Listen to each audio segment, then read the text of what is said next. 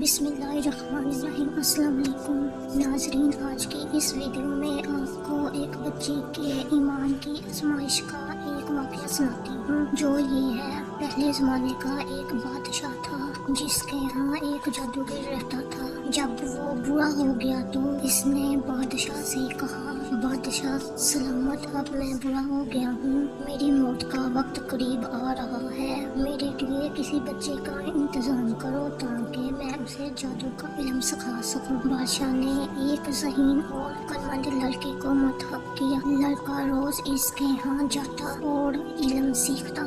جب لڑکا گھر سے نکلتا تو راستے میں ایک بزرگ کا گھر پڑتا جہاں وہ عبادت کرتا اور لوگوں کو اسلام کی دعوت دیتا تھا۔ لڑکا بھی وہاں کھڑا ہو جاتا، ان کی عبادت دیکھتا اور باتیں سنتا۔ اس طرح لڑکے کو دیر ہو جاتی، جادوگر بھی اسے مارتا اور اس کا باپ بھی۔ ایک دن بچے نے بزرگ سے بات کی تو بزرگ نے کہا کہ جب جادوگر تم سے پوچھے کہ کیوں دیر ہو گئی تو کہنا کہ گھر والوں نے روک لیا تھا، اور گھر والے پوچھیں تو کہنا کہ جادوگر نے روک لیا تھا۔ یوں ہی ایک زمانہ گزر گیا۔ ایک طرف لڑکا جادو سیکھتا تھا اور دوسری طرف کلام اللہ یعنی اللہ کا دین۔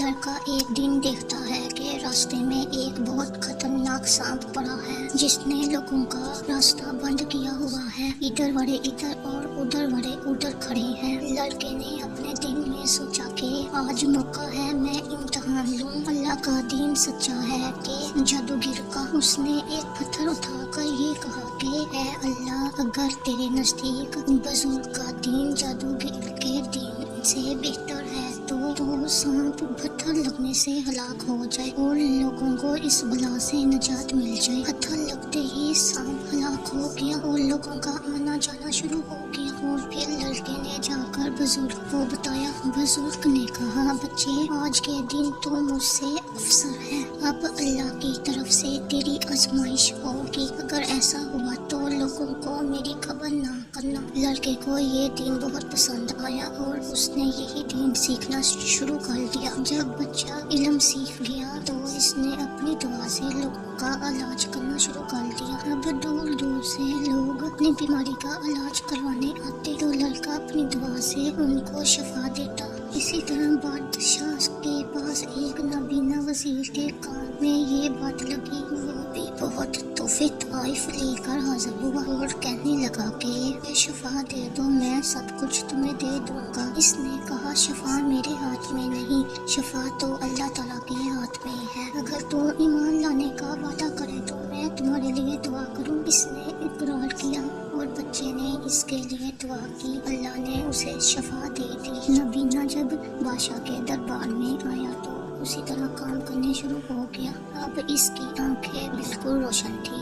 بادشاہ نے اس سے پوچھا کہ تجھے آنکھیں کس نے دی؟ نابینا نے کہا، میرے رب نے۔ بادشاہ نے کہا، ہاں یعنی میں نے؟ نابینا نے کہا، نہیں، میرا اور تیرا رب صرف اللہ ہے۔ یہ سن کر بادشاہ کو بہت غصہ آیا اور اس نے اسے مارنا پیٹنا شروع کر دیا اور پوچھنے لگا، تجھے یہ علم کس نے دیا؟ نابینا نے بتایا کہ میں نے اس ایک بچے کے ہاتھ پر اسلام قبول کیا ہے۔ اس نے بچے کو بلایا اور کہا کہ تم جادو کے حامل ہو گئے ہو، اندھوں کو دیکھتا اور بیماروں کو تندرست کرنے لگے ہو۔ اس نے کہا، غلط ہے، میں کسی کو شفا نہیں دیتا اور نہ میں جادوگر ہوں، شفا تو میرے اللہ کے ہاتھ میں ہے۔ بادشاہ نے کہا، اللہ تو میں ہی ہوں، نعوذ باللہ۔ اس نے کہا، ہرگز نہیں۔ بادشاہ نے کہا، کیا تم میرے سوا کسی اور کو رب مانتا ہے؟ بچے نے کہا کہ میرا اور تیرا رب صرف اللہ ہی ہے۔ بادشاہ نے لڑکے کو بھی طرح طرح کی سزا دینا شروع کر دی، یہاں تک کہ بادشاہ نے بزرگ کا بھی پتہ لگا لیا اور بزرگ کو اسلام چھوڑنے کو کہا۔ جب بزرگ نے انکار کیا تو بادشاہ نے اسے آری سے قتل کروا دیا۔ پھر لڑکے سے کہا کہ تم بھی یہ دین چھوڑ دے، لیکن اس نے بھی انکار کر دیا۔ تو بادشاہ نے اپنے سپاہیوں کو حکم دیا کہ لڑکے کو پہاڑ کی چوٹی پر لے جاؤ، وہاں پہنچ کر بھی اگر دین سے باز نہ آئے تو اسے دھکا دے دینا۔ چنانچہ سپاہی اسے پہاڑ کی چوٹی پر لے گئے۔ جب لڑکے کو دھکا دینا چاہا تو اس نے اللہ سے دعا کی، اے اللہ، जिस तरह तू चाहे मुझे इससे निजात दे दे। इस दुआ के साथ ही पहाड़ हिला और सब सिपाही मारे गए, सिर्फ वही बच्चा बाकी बचा और वो वहाँ से बादशाह के पास आ गया। बादशाह ने कहा, ये क्या हुआ? मेरे सारे सिपाही मारे गए और तुम बच गए। लड़के ने कहा, अल्लाह ने मुझे बचा लिया। बादशाह ने फिर अपने दूसरे सिपाहियों को हुक्म दिया कि इसे कश्ती में बैठा कर ले जाओ और समंदर में फेंक आओ। सिपाही उसे लेकर चले गए। मंदिर के बीच में जाकर जब फेंकने लगे तो लड़के ने फिर दुआ की, ऐ अल्लाह, जिस तरह तू मुझे चाहे इनसे बचा। दुआ के साथ ही एक मौज आई और सारे के सारे सिपाही समंदर में डूब गए, सिर्फ वही लड़का बाकी बचा। वो लड़का फिर बादशाह के पास आया और कहा कि मेरे अल्लाह ने फिर मुझे बचा लिया, और कहा, ऐ बादशाह, तो जितनी भी तरतीबें कर ले तो मुझे हलाक नहीं कर सकता। सिर्फ एक ही तरह मेरी जान ले सको, ऐसे के तमाम लोगों को एक मैदान में इकट्ठा करो और बिस्मिल्लाह पढ़कर तीर मेरे सीने में चला दो, मैं मर जाऊंगा।